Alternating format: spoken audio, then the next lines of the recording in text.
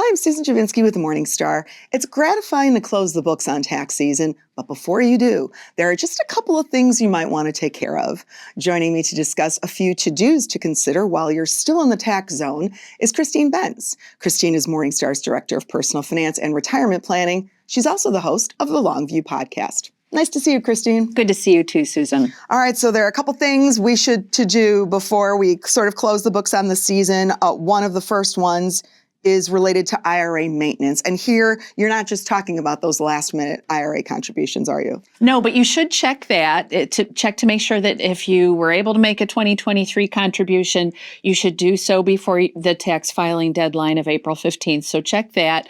While you're in there, if you have the funds, if you have, say, a taxable account that lives side by side with your IRA, consider making the 2024 contribution while it's top of mind. You'll get investment earnings compounding sooner.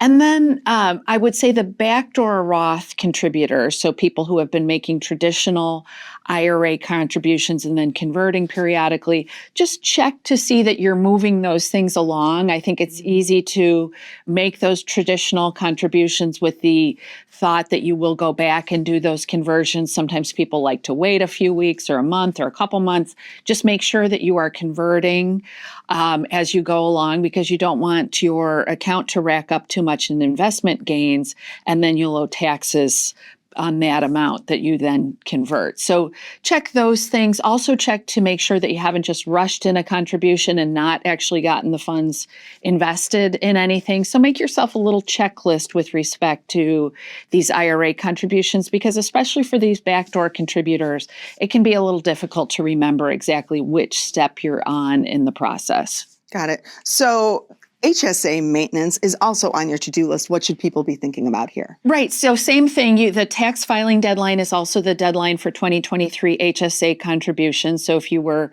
covered by a qualifying high deductible healthcare plan in 2023, you want to make sure that you've made those contributions to the best of your ability.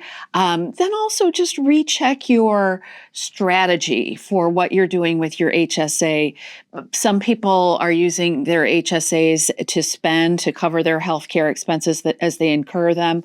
Well, check to see what kind of yield you're earning on that savings account, because yields have gotten so much better. I was just checking Fidelity, which was the best HSA for savers and investors when Morningstar did this research last year. Fidelity is paying 5% on the savings account if you're in the HSA. So if you're a saver, check just what kind of yield you're getting. If you're an investor, if you're someone who has built up a balance in that HSA with an eye toward investing it in long-term securities, well, revisit your strategy there, and also just revisit the menu of investment choices. Ideally, you would find some low-cost exchange-traded funds or index funds on the list.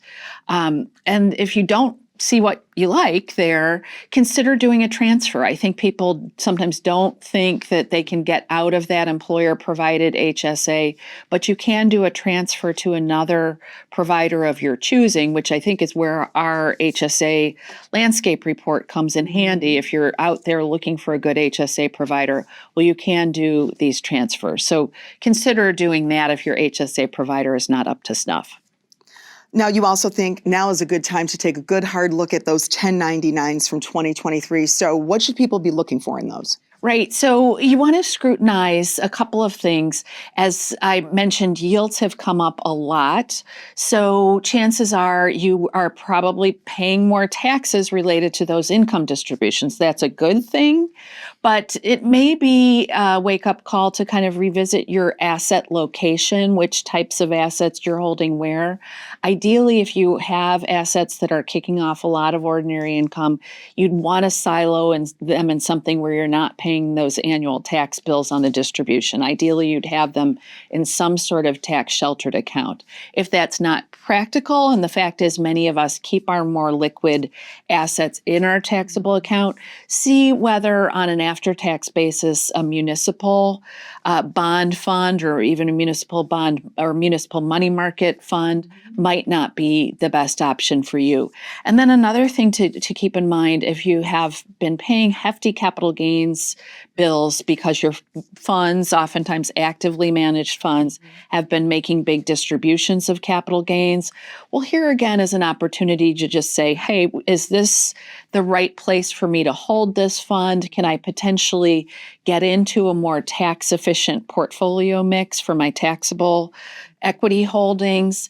If you've had one of these serial capital gains distributors, you may consider doing kind of a tax efficient makeover on that account. And then the sort of silver lining, if you've been paying big tax bills, is that you've effectively been paying the taxes that will be due when you eventually sell or when you transfer into something else. So do a little bit of due diligence. That I've written about this before, how this tax efficient makeover may cost you less than you think it will. And then lastly, you say that higher required minimum distributions are likely for those folks who do have to take RMDs in 2024. So why worry about that now?